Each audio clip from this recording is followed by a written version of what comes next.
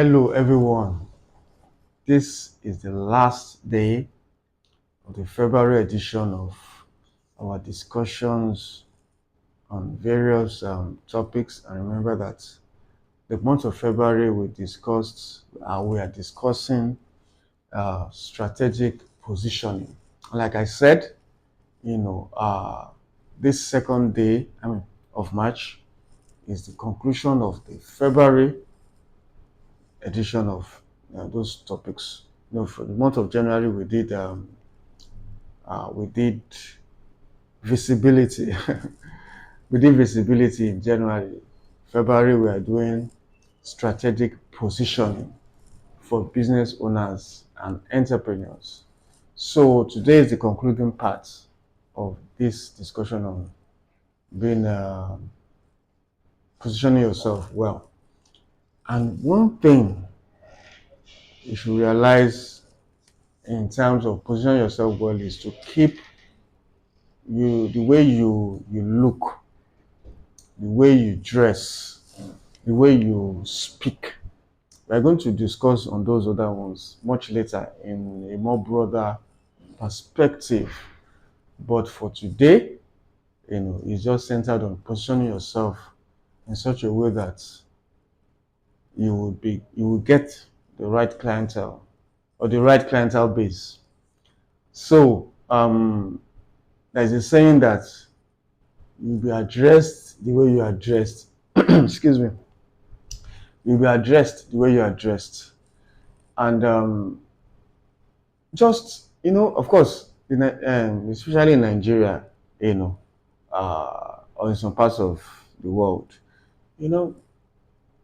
some people don't mind just dressing, just depending on maybe you're going to work or party or whatever, For example, I'm a lawyer and I cannot be wearing, except maybe I just feel like, which is very rare, Mondays to Thursdays, I can't wear a native most of the time. I don't. It's not because I cannot, but nature of my job, because Mondays to, during the week, that you may have meetings with clients and you might have a call to come for an emergency meeting that you do not even plan for. Or something might just come out for an official event or something, which might require you to look formal, with your shirt, your trouser, maybe your tie and all that. And you're wearing native on a Monday morning. Some people do it, but for me, I'm just saying personally, it's rare for me to do that. But I do wear natives on Fridays, and that is even if I don't have a court case or something formal to do, like going for meetings and all that. Maybe I just wear to the office, do some paperwork and all that. But and again, as I need to make my profession as an example, because it's a good way to explain why your dressing well matters. So as lawyers in Nigeria, I'm sure it also pertains to other climates all over the world.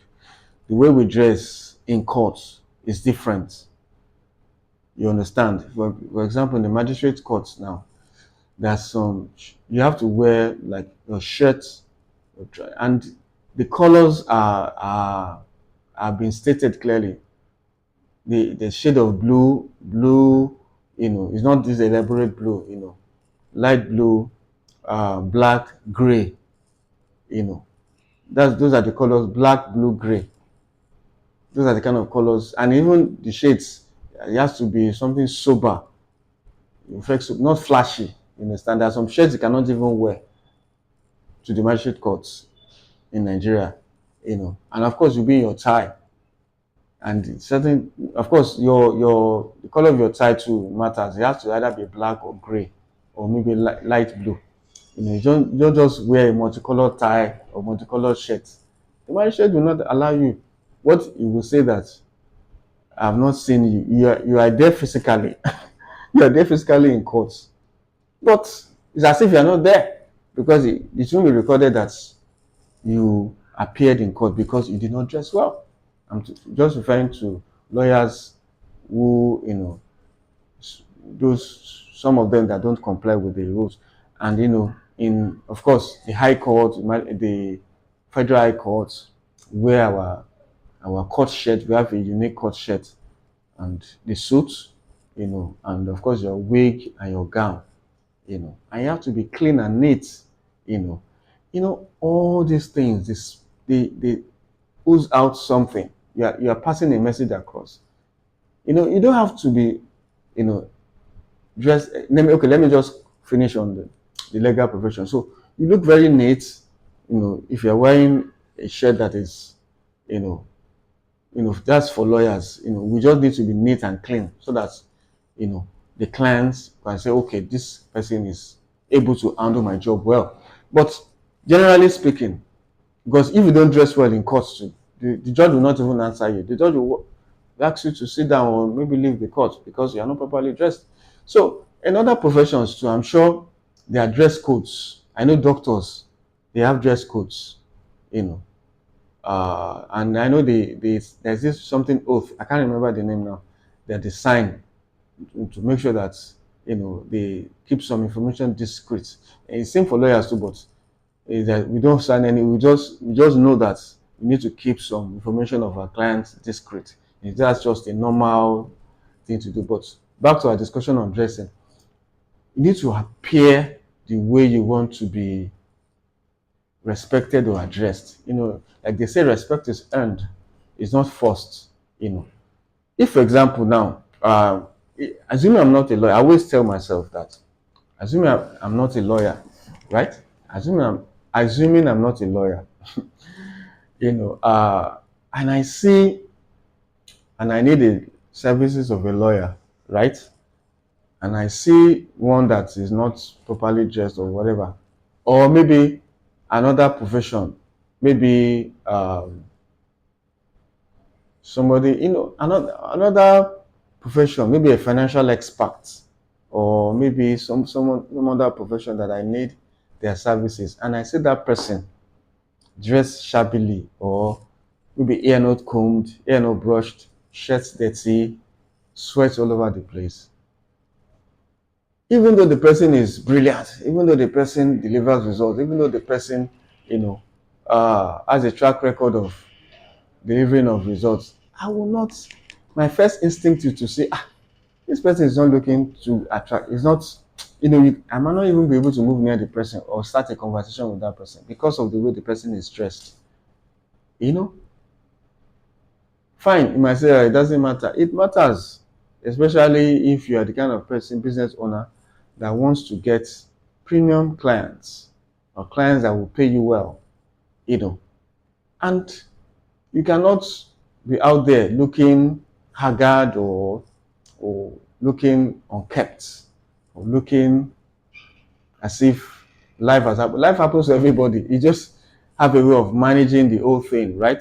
There's nobody that is not going through one thing or the other. But you have to carry yourself with confidence and with authority. Yes, you might not have all the money in the world, of course. You might not have billions or millions or billions in your account, but you look good to an extent, right? You might not break the bank to get good shirts or good pants or trousers, and some other, maybe a shoe. Just be moderate, but be neat, be clean, neat and clean, right?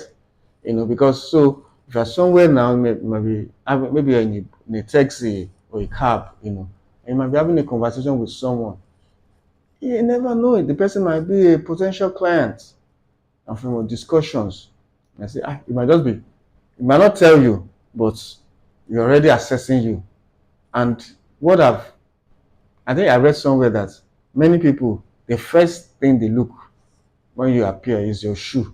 And imagine your shoe being dusty or rough, maybe torn from one side to the other. I'm laughing at it, but it's not really funny because some people have missed opportunities by just looking not too good, right? And another thing is, the way you talk. I used to have that, you know, issue, of trying to, communicate in terms of, just as if one is shouting, but thankfully I've been able to address that. I try as much as possible to just be moderate in your speech. When you are talking to people, don't, you know, be respectable, right? You know, even if the person is far younger than you, or your mate, whatever. I have a lot of respect. I have some junior colleagues, who they have a lot of respect for me, and I have a lot of respect for them, even though I'm far older than them by age and by my culture. But the way we interact, you would think, maybe we are mates or something. It's just about communication. You need to be able to communicate well. You know, there are some words you don't say, there's foul languages. That is not even allowed in our profession anyway. But in court, for example, we lawyers, there's a language we use. Legal profession is very interesting, and if you really want to be a lawyer, you can go for it, right? Because you will learn a lot of things. In court, there is what we call the language of the court, right? The language of the court. You cannot be shouting when you are talking, especially when you are talking to a judge or your fellow lawyer in court while the court is going on. You cannot be doing that. You will be looked as if you are, people have a wrong perspective about you. You right? You just be calm. You point out you say deliver your points, in a way that will convince the judge. You be persuasive. That's the word. Persuasive. So that is for lawyers. For other professions generally too, the way you communicate with people matters. Just be friendly, be jovial, relate to people and give them respect. No matter how maybe they're younger than you or older than you or your mates, give them the respect they deserve. Some people think that once you have money, then you can just talk to people anyhow. No, it's not. That's not the way it is. Life is too short to start behaving as if you own the whole world. It doesn't do well, especially if you're a business owner, because at the end of the day, you want people to patronize you, right? You want people to keep coming to get your services. And if from the way you appear, maybe the way you dress and the way you even communicate, it chases people away, it pushes people away. People will not, let me give you an example that just happened yesterday. There's a lady in my church. I didn't even know that she sells this tiger nuts and some all those drinks, sobo and some other drinks. So I was coming from somewhere, yesterday, and I just branched in front of the church, and I saw her because she knows my wife. So, and we greet, So I approached her. I said, so you sell so and so? Say yes. I asked for the price. She told me, and I paid for one. And we started discussing, and I now found out that she's my namesake because I'm Kehinde. She's also Kehinde. I was like, wow, and all that. And so we started discussing. We talked for a little while, and I was about leaving. She now gave me sobo for free to give to my children. That's just an example. We were just communicating. I'd already bought a product and paid, and she just decided, okay, let me give you this free product. That has already established a relationship, right? And when I need that tiger nut, I can always, not that I will expect her to give me something for free, no, but it has earned something for me, because hardly will you see a business owner, that will give, maybe when you buy something and now give something for free. It's just, the Yoruba will say, one she ajo, ajo, like, goodwill, just for people to keep coming. And of course, I will still buy from her because she just, demonstrated something that, that she wants the customer to keep coming. And of course, I will keep coming. Not basically because she gave me a free product, no, but because she communicated well and she was jovial, she was friendly. Let me give you another example. When I'm going back home, because I stay somewhere in Magodo, and there's a place I pass, Secretariat. there's a bridge. That bridge, when I cross over the bridge and come down on the other side of the bridge, there's a lady by the side, you know, that sells granules and all that. And anytime I buy granules from her, she always gives me extra all the time. I don't know. Sometimes I just wonder why. You know, if I buy 500 naira, 1000 naira worth of granules, she will give me extra. She must give me extra. I don't know why. But I just keep going. I don't know why she particularly likes doing that. Maybe I'm the only person she does it with, or there are other people she does it with. I don't know. But she always does it. You know, and of course, I buy from her all the time, because I like granules. My daughter likes granules too, and my wife does eats it too. So I buy it from time to time, and she always gives me extra. But the point is that, you know, she has been able to establish a customer client, or would I say customer, as a customer client, or whatever the way you put it. It's like a relationship between the buyer and the seller. That's just what I'm trying to say. There's a relationship between the buyer and the seller. You know, so if you have a product you are selling, and all these big companies even do it. They will bring make an offer. You buy some certain products and they give you some free products.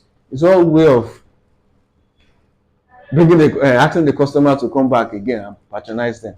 So just look good, dress well, talk well. I mean, communicate well. Don't be using foul languages outside. I'm always careful with that. Maybe you're in a party or a place that people you don't really know, and you start talking loudly, or it's not really nice, right? It's not really nice.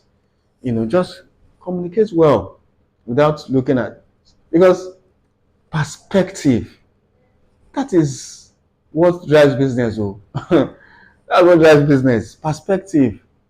If people perceive you, have this perspective of, who is this person? Why is he behaving like this? Or why is she behaving like this? That says, you know, it sends a wrong signal to your business. So try and look good as much as you can. You don't have to break the bank to look good. Just get moderate outfits, look good, look nice. If you have to use perfume, a deodorant. Look clean, neat. Cut your hair.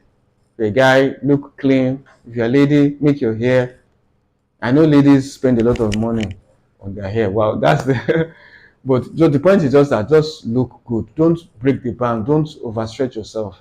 You don't have to spend too much money to do. Just look moderate and fine. Attractive, so that when you are communicating with people and they kind of get interested in your business, they will patronize you and of course recommend you to other people. So those are the things you need to do. So thank you very much. That is the end of the February edition. Remember, the March edition is coming up. We're already in March. I wish you all the best in the month of March. Stay tuned on all my social media outfits, Kenny Shonde, apart from TikTok, which is at Kenny Shonde. Thank you very much and have the best of the month of March. God bless.